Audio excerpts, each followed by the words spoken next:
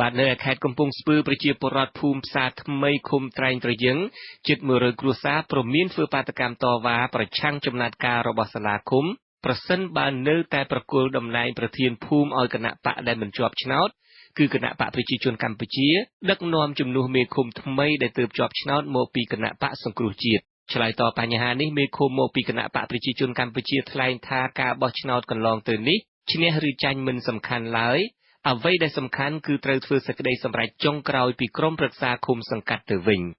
លោកមមនីរតរាយការណ៍ប្រតិកម្មរបស់ប្រជាពលរដ្ឋនេះធ្វើឡើងបន្ទាប់ពីក្រុមប្រឹក្សាឃុំនៅស្រុកភ្នំស្រួយខេត្តកំពង់ស្ពឺសម្រេចលុបឈ្មោះប្រធានភូមិដែលទើបជាប់ឆ្នោតថ្មីមកពីខាងគណៈបក្សសង្គ្រោះជាតិដោយចាត់ទុកថាការបោះឆ្នោតកាលពីចុងឆ្នាំ2013កន្លងទៅនេះគឺគ្រាន់តែធ្វើតេស្តសារដំបងប៉ុណ្ណោះក្រុមប្រជាពលរដ្ឋនៅភូមិផ្សារថ្មីឃុំត្រែងត្រយឹងស្រុកភ្នំស្រួយខេត្តកំពង់ស្ពឺអះអាងថាប្រសិនបើចំណាត់ការនេះនៅតែមិនអាចមានការផ្លាស់ប្ដូរទេនោះបាតុកម្មប្រឆាំងសេចក្តីសម្រេចនេះនឹងមិនលើកលែងឡើយពួកគាត់បន្តថាអ្វីដែលប្រធានភូមិថ្មីនេះជាប់ឆ្នោតគឺការចេញពីឆន្ទៈរបស់ពលរដ្ឋហេតុនេះការផ្លាស់ប្ដូរណាមួយដែលអនុវត្តខុសនីតិវិធីនឹងពុំអាចទៅរួចឡើយទាំងអស់គ្នានឹងអត់ទុកចិត្តទេអត់ព្រមទទួលយកមេឃុំនឹងមកធ្វើជាមេភូមិរបស់តំណាងឲ្យជាពលរដ្ឋនៅឃុំត្រែងត្រយឹងហ្នឹងទេតែទៅដល់ខាងតែមិនទេក៏ជាតិសុំមតិប្រជាជនទេតែមិនសំខាន់នៅលើប្រជាជនបោះឲ្យទេសំខាន់នៅលើក្រុមប្រឹក្សាពេញចិត្តលើកតបអ្នកណាគឺអ្នកហ្នឹងក្រោយពីការបង្កើតភូមិថ្មីនៅឃុំត្រែងត្រយឹងស្រុកភ្នំស្រួយខេត្តកំពង់ស្ពឺចុងឆ្នាំ2013ភ្លាមអាជ្ញាធរក្នុងតំបន់បានសម្រេចរៀបចំពិធីបោះឆ្នោតសាកល្បង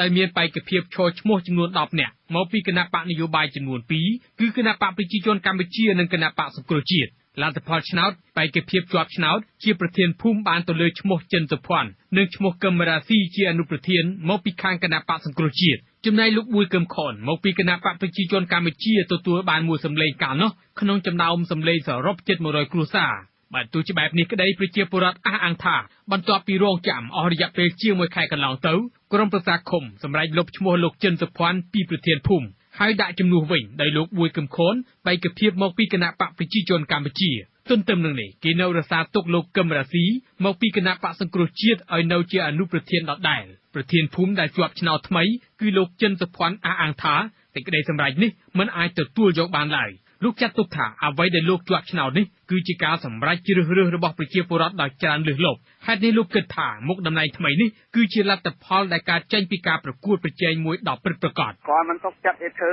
អត់ត្រឹមត្រូវអញ្ចឹងទេបើខ្ញុំឆ្លាក់ខ្ញុំមិនថាអីទេព្រោះតែបើប្រជាជនគេស្រឡាញ់មេឃុំត្រែងត្រយឹងមកពីគណៈបកប្រជាជនកម្ពុជាអ្នកស្រីកែវសុផាតបញ្ជាក់ថាលទ្ធផលដែលបានពីការបោះឆ្នោតកន្លងទៅនេះគឺជាលទ្ធផលមួយដើម្បីស្ទង់មតិប៉ុណ្ណោះចំណែកលទ្ធផលជាផ្លូវការដើម្បីអាចជ្រើសរើសមេភូមិមួយទៅបានគឺត្រូវឆ្លងកាត់សេចក្តីសម្រេចដែលបានមកពីក្រុមប្រឹក្សាឃុំសង្កាត់ដែលជាសេចក្តីសម្រេចចុងក្រោយបំផុតការជៀបស្ទង់មតិដើម្បីយកលេខរៀងឈរតាអានេះនីតិវិធីរបស់ក្រសួងមហាផ្ទៃច្បាប់រដ្ឋបាលឃុំសង្កាត់ហ្នឹងគឺតើមានសេចក្តីសម្រេចថាឲ្យរៀបចំបានបោះឆ្នោតអនុម័តដោយក្រុមប្រឹក្សាឃុំទាំង11នាក់លោកខងពុធានាយកអង្គការនេះធ្វើចាត់ទុកថាបញ្ហានឹងអាចប្រឈមកាន់តែធ្ងន់ធ្ងរបើសិនការសម្រេចចុងក្រោយរបស់ក្រុមប្រឹក្សាឃុំសង្កាត់មិនដូចអ្វីដែលជាការរំពឹងទុករបស់ពលរដ្ឋទេលោកបញ្ជាក់ថាថ្មីបានលទ្ធផលដំបូងកើតពីការស្ទង់មតិមិនអាចយកជាផ្លូវការបានពិតមែនតែលទ្ធផលនេះជាការឆ្លុះបញ្ចាំងនឹងជាទិសដៅសម្រាប់ឲ្យសមាជិកក្រុមប្រឹក្សាឃុំសង្កាត់ដឹងថាពលរដ្ឋនៅក្នុងសហគមន៍នោះចង់បានមេដឹកនាំរបៀបណា